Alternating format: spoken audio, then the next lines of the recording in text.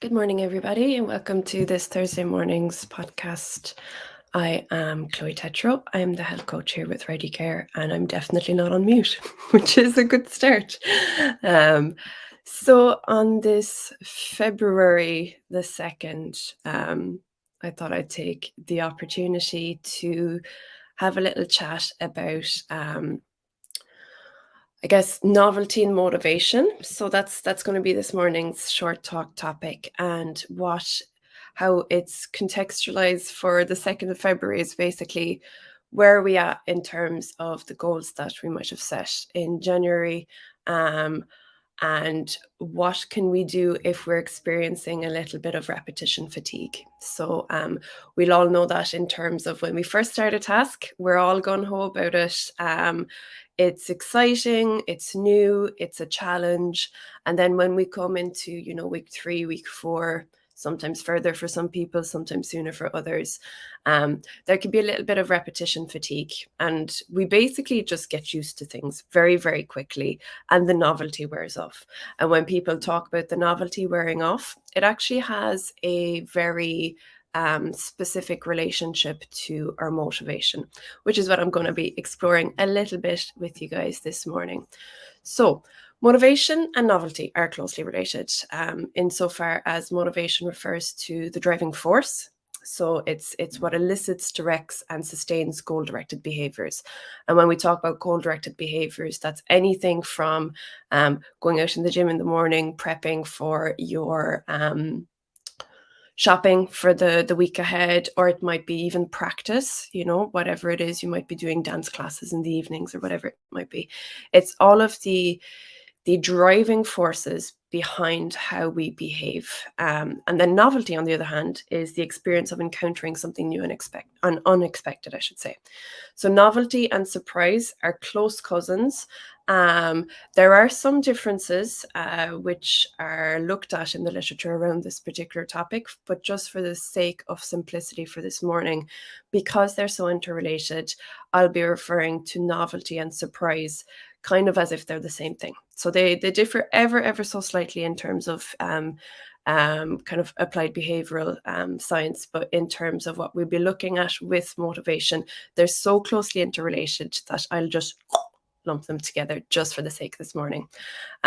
So studies in neuroscience have shown that so when I talk about the studies in neuroscience, there are some on the novelty aspect and the surprise aspect. So these studies have shown that the experience of novelty can lead to an increase in motivation. So, for example, there's been shown that the release of dopamine, which is a neurotransmitter commonly associated with motivation and reward, is increased with novel stimuli. So novel stimuli is anything that we did not expect that enters into the picture in that repeated behavior that we undertake. It suggests that the experience of novelty and surprise can lead to an increase in motivation by triggering this release of dopamine and other neurotransmitters that are associated with reward and motivation. And the important thing to remember when I talk about dopamine is that dopamine is basically something that it's a neurotransmitter that is released to get us from one point, the point that we currently are, towards the one that we want to go to. So that's kind of the reason why I chat about it so much, because with goal-orientated behaviors and attainment of steps towards a desired state, you oftentimes, always actually, you have to have that drive forward. And dopamine is very, very intrinsically linked with that drive forward. So an example of a study around this was investigating the relationship between motivated behavior and novelty. So there's a 2013 experiment which was conducted by Muller and Klein. And in the study, participants were presented with a series of tasks that varied in their level of novelty and task constraints. So task constraints would be specific parameters and rules around the task that they had to do.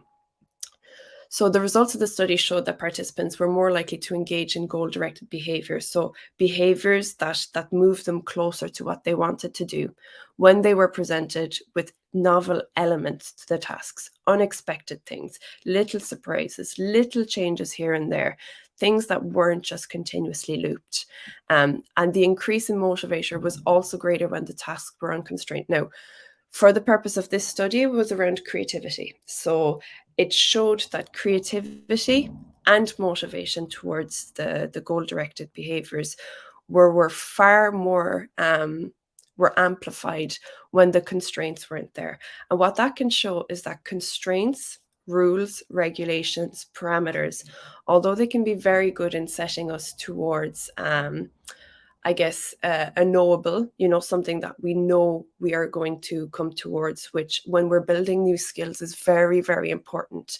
It is very important to have certain parameters in place, certain repetitions in place when we are learning, because as we know, goals and habits, goal orientated behaviors and habits are formed through repetition. Now, the brain is just a tricky little trickster insofar as when we're learning something new and we're trying to fuse it into our being and our habits, having a repeated action, a repeated behavior is incredibly important in the beginning stages. But what can happen is repetition fatigue, insofar as we get bored. That's basically it. Humans like lots of challenges, they like lots of new things. They love that sense of curiosity and engagement with a new and novel environment. And when there is parameters that don't change, it tends to lead to boredom because we have done the task, we get the task, we've learned the task, it is no longer challenging. So when the parameters are loosened and the individual is placed into the seat of control, it tends to be positively correlated with the attainment of goal-directed behaviors. So it really shows that there is evidence for positive relationship between novelty and motivated behavior. So it also is showing that there is an increase in motivation when the tasks are unconstrained, as I mentioned, and highlighting the roles of situational factors. So how do we bring that to real life? Well, if you are undertaking a task and you are learning and it's a challenge in the beginning stages, it is important to know that the repeated actions, the repeated behaviors are incredibly important. But as you begin to master your skill, which inevitably will happen because we are fast learners as human creatures, it is important to start to vary it up. So what happens in the brain? What is driving this? What are the underlying mechanisms to novelty? So when an individual experiences task novelty, it promotes intrinsic motivation. Several changes do occur in the brain. Firstly, the experience can stimulate that release of dopamine, as mentioned, which is associated with reward and motivation. The increase in dopamine levels can lead to increased feeling of pleasure and satisfaction. So what you are doing is bringing you intrinsic motivation. And there are two types of motivations that can be kind of simply differentiated. There is extrinsic motivation, that is doing a task because there is pressure felt from external factors. So it could be family factors. You feel that your family wants you to do X, Y, and Z. You feel like your doctor wants you to do this. You feel like society wants you to do this. So extrinsic motivation is great in the beginning aspects of undertaking a task, maybe, as a kind of poke, because we hate changing any behaviors that we're very comfortable in. So sometimes it's a good way to get an external poke out of what we are very used to in our own little comfort bubble. Intrinsic motivation is really the kicker. Intrinsic motivation is something that comes from yourself, that you really want to do, that is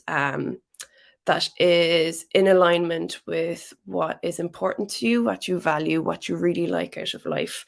And it's a surer way that you will enjoy the task for the sake of the task being performed. And why that's important is that sometimes a goal is quite abstract, quite far away. It's more difficult to break down the steps to bring you to that goal. So doing something for the sake of enjoyment, and I usually bring it back to an example like music or the gym. Practice is either practicing an instrument is either for the attainment of the goal of I have, I don't know, a test. I have a musical test coming up in 2 months, and all of a sudden it feels like pressure. It feels like, oh, this is difficult. I might embarrass myself if I don't get it right. Whereas practicing for the sake of enjoying what you're doing leads to greater satisfaction, leads to greater habit formation, leads to greater enjoying of the task, which means that you are more likely to repeat it over time and not stimulate any kind of avoidant behaviors that can happen when the threat response of the brain is activated. So intrinsic motivation is really the most important type of motivation when we're looking at goal-orientated behaviors. So additionally, the brain's prefrontal cortex and anterior cingulate cortex, which are involved in executive functions like decision-making, attention control, they become more activated during novel tasks. Because of course they would be, that's there's some new things, there's some, things could change very quickly. So your attention and your executive function tend to be really, really lit up. So you're not in autopilot mode. So the increased activity helps individuals to focus, become more engaged in the task, leading to an increase in intrinsic motivation. Now, the other thing with being more engaged in a task is you will also release endorphins and serotonin. So if you think of dopamine as the neurotransmitter that drives you towards something, endorphins and serotonin help you to enjoy the moment. It's like the meditative neurotransmitters. They help you to have an appreciation for what is currently and presently unfolding, your place within it, your presence within it, and leads to, as you've guessed it, an increase in intrinsic motivation because you are enjoying the task for the sake of the for the sake of the task's sake. There we go. That was tricky.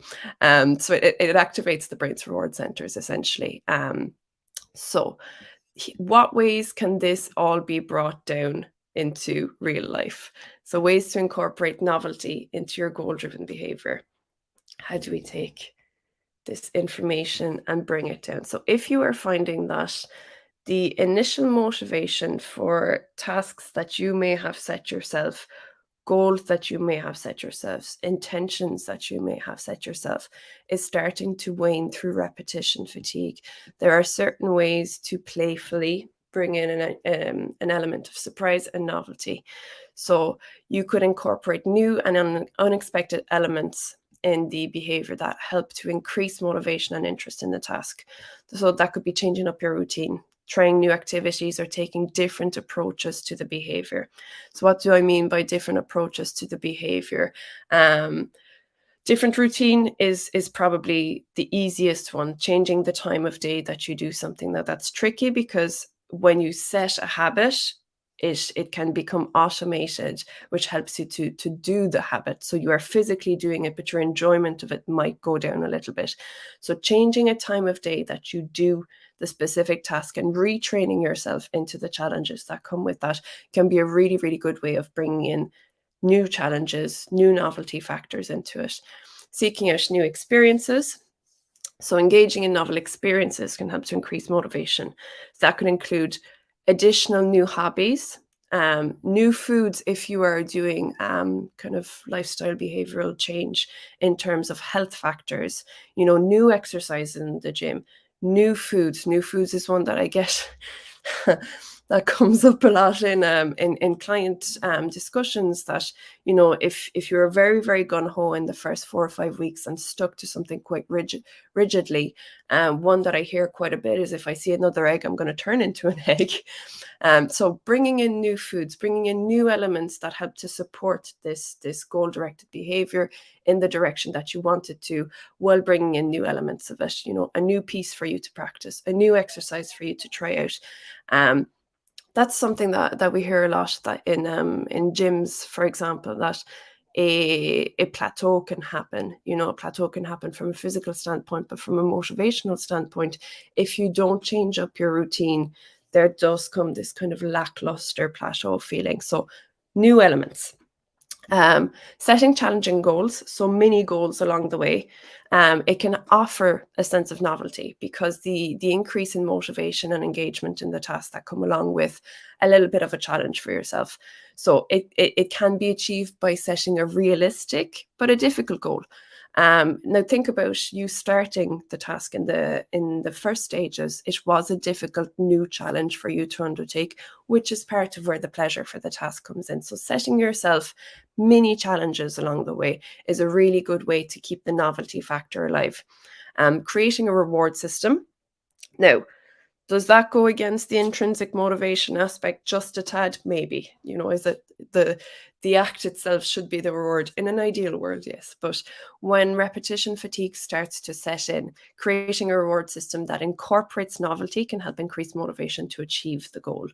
That could include offering a new reward for reaching a goal or incorporating a new element into the reward system. So if you think of it in terms of mini challenges and small targets, give yourself a known reward once in a while, not all the time, because again, that's going to stop being as effective if it's repeated.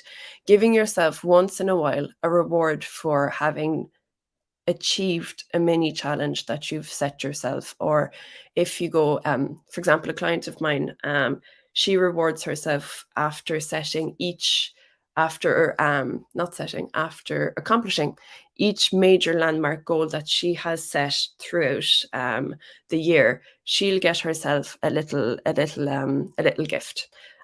So that's a really good way to keep yourself in the novelty and motivation factor. Collaborating with others, that's my favorite one, because you are reaching the social aspect, and essentially when you're with another person, there's always going to be a sense of novelty with it because of the unpredictability of human behavior. So you're harnessing the unpredictability of human behavior. What mood are they going to be in today? What's the chat going to be like? What's the music? What's the news? What's this? It really brings in a novelty element to each time that you practice something. Now, this is particularly true for somebody that's undertaking an activity with somebody, like going for a walk or going to the gym or something like that. Partnering up with somebody is a really, really great way to harness the novelty aspect that can be brought in to booster up motivation. So in summation, if you are finding that your motivation is starting to wane ever so slightly at this time of year for intentions and goals you may have set yourself in January, recognizing that novelty and surprise to behavior is the key factor in keeping things fresh for yourself, keeping things alive, keeping the challenge in there.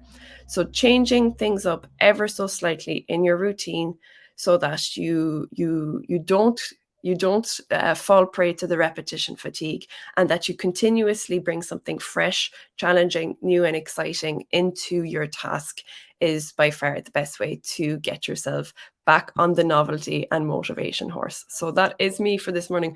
I've had a lot of coffee this morning, so I feel like I'm talking quite quickly. So my apologies if I am a bit like um on a what you call that? Oh, I can't even think. Of course, when I'm actually trying to think of a word, the words escape. Um, Sprung up? No, that's not a terminology. On a spring. But if there is any comments, I'd love to hear from you guys. And as usual, I'll give a few seconds for that. Thank you for joining me this morning. Andrew will be back next week. Just getting rid of my old banner there. Andrew will be back next week. And in the meantime, don't forget to click subscribe to the channel so that you will hear and see anytime that we have a new webinar coming up. So that's me this morning. Enjoy your Thursday. Enjoy your week. Enjoy your weekend. And we'll be chatting to you soon. Bye now.